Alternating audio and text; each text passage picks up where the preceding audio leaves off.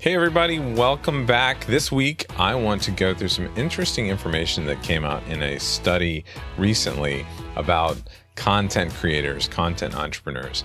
And this is a study called The Unconventionals. It was created by the email newsletter, The Tilt. If you don't know The Tilt, you can find it at thetilt.com. It's an email newsletter delivered twice a week, which is dedicated to helping the content creators. So this goes across bloggers, podcasters, YouTubers, the runs the gamut. And it gives them ideas and helps them out and studies stuff from the industry that could help people. So this survey, the Content Entrepreneur Benchmark Research Study called The Unconventionals, was a report based on the survey of more than 1,400 content creators. And you might not think that 1,400 is a lot, but they also had help getting this information from larger entities like Libsyn, ActiveCampaign, the email provider, and Upreneur. So they helped with this. And I want to take a second in today's episode to go through this report because it's pretty interesting. They asked a lot of questions. They asked a lot of questions about revenue streams. They asked what motivates content creators, content entrepreneurs, what they're doing to build a content business, how they earn revenue, what they expect to achieve, who they are, more, and just plenty more information. So if you want to download this, you can go to thetilt.com/research to find it. So here's some of the things that they shared in this. Who are content entrepreneurs? Okay. So these aren't people who consider themselves influencers. These aren't people who consider themselves just thought leaders. These are people who are building businesses based on their content. Okay. They do it with the singular focus of growing and monetizing their audiences by filling a specific informational need. Okay. So they're kind of building something similar to a media company. And in the survey, they found that of those that were surveyed, 40% were Gen X, okay? 32% were millennials, 23% were baby boomers, and 5% were Gen Z. So these are across a large range of ages that are content entrepreneurs that are creating these things. And there was a split between those who were doing it full-time, 52%, and those that thought of it as a side gig, 48%. So pretty good representation here. Now, they asked what motivated these people to be content entrepreneurs. And in general, most of these answers, I would say, is flexibility.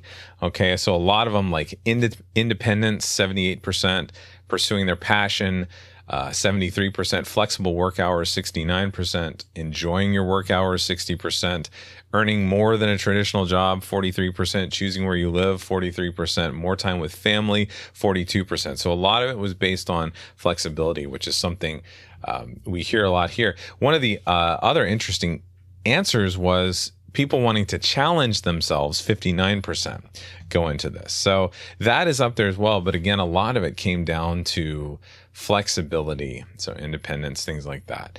9 out of 10 in a separate question actually agreed that they became content entrepreneurs to achieve financial freedom on their own terms. Okay, so I know a lot of you are doing that with your content. You're pivoting out of a corporate career. You're taking your knowledge and expertise and becoming a consultant, things like that. So you're in line with a lot of content entrepreneurs out there. Then they asked a really important question about how content entrepreneurs grow their audience. And search engine optimization, SEO for short, was the only audience growth tactic that was actually cited by more than half of the content entrepreneurs. So SEO is still primarily important for content creators out there who are needing to grow their audiences. Some of the other answers, hashtags came in second. So in social media, cited by 48%. Partnerships. Okay. Again, we've talked about partnering up, collaborating across. Partnerships with other creators or entrepreneurs came in third, 44%. And then closely behind that was social media advertising. So Facebook ads, things like that, 43%. But there's a few other things in this study, if you want to look at it, partnering with brands, search engine advertising, audience surveys that were much smaller, but that are also included in there if you want to see some of those answers. And of the group of full-time content creators that were included, the median amount that they invested in their businesses to start was $10,000. So think about that. When we've talked about, investing to build a website or start a podcast or create products, take courses to learn things, those types of things, hire, outsource, $10,000 is pretty reasonable, I think, to get to that. So that rings true with some of the things we've been saying on this podcast, that you're going to need to invest a little bit to create one of these businesses. Now, they also asked about revenue. Any business that's successful, it comes down to how much money they're bringing in, right? So of those they surveyed who operate their content businesses full time, the median annual revenue was $50,000. Okay. And if they had more experience doing it, they had higher revenue. So it went up over time. The median revenue for content entrepreneurs in business for 4 to 7 years was $100,000, while those at it longer for 7 years saw a median revenue of $125,000. So over time, it's going to go up. But again, if you're full-time, you're going to have that higher income. No single revenue stream, this is interesting as well, dramatically outweighed others in terms of being the most profitable. 16% cited online courses and workshops hosted on their platform as their most profitable revenue stream, while 13% cited advertising, sponsored content, that type of stuff, followed by affiliate marketing and speaking at 9%. Let me recap those. Online courses, workshops within your own platform. So not like on Lynda or LinkedIn Learning or Thinkific or something like that, but on your own platform that you control, 16%. Advertising and sponsored content, 13%. So I would also say that's probably more bloggers and social media content creators, YouTubers potentially, because in podcasting, we know that it's really only that top 5% that make a significant amount of money from advertising. Affiliate marketing, so commissions and things like that from sales of other people's products, 9%. Speaking fees, also 9%. And some of the others that were included, membership fees, so membership sites, 7% responded to that. Sales of books, 7%. Online courses and workshops on a third-party site was 6%. And then all the way down at the bottom, live events, donations, things like that was only 3% of most people's revenue sources. So they also found that the number of revenue sources differed between full-time and part-time content entrepreneurs. Full-time content entrepreneurs had at least 4 different revenue sources, while part-timers relied only on 1 or 2. So in terms of where these content creators saw their businesses going next and what their goals were, well, like what's next for them? They see a big potential in their businesses. Over half of the respondents, 57%, say they want to employ a few or many people. Okay, they want to have a team.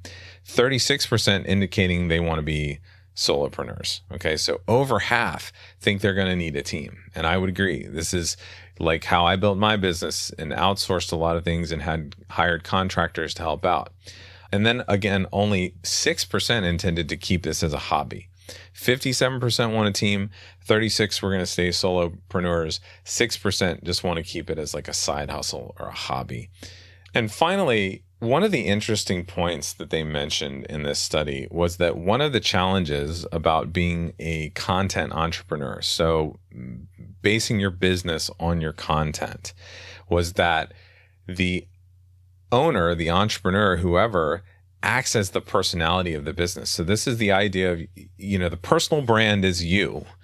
And if your business is based on a personal brand, which I do recommend, I think it's a good thing. I think it's one of the things that people want in today's world. They want to be connected to the person.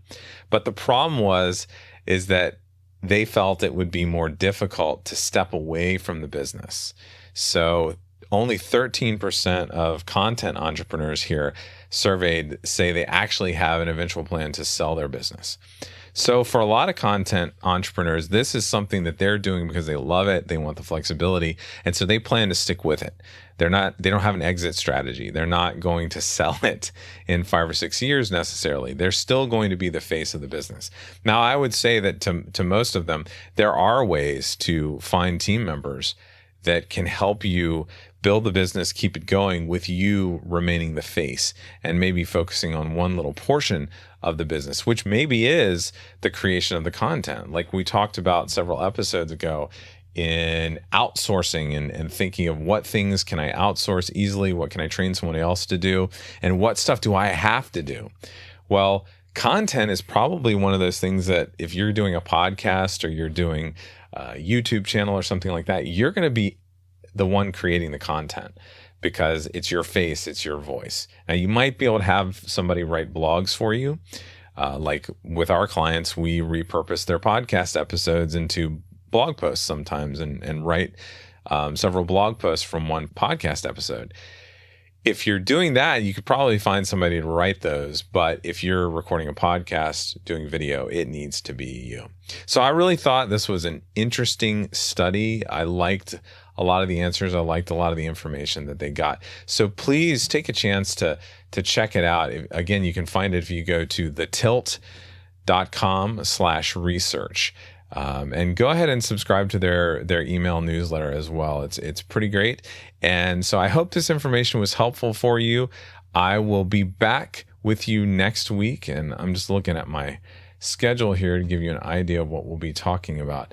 Next week, I'm going to have some interesting information about imposter syndrome. We're going to talk in depth about imposter syndrome, why it happens, and some of the ways you can combat it and get over it. Thank you very much for joining me, and I will see you next week.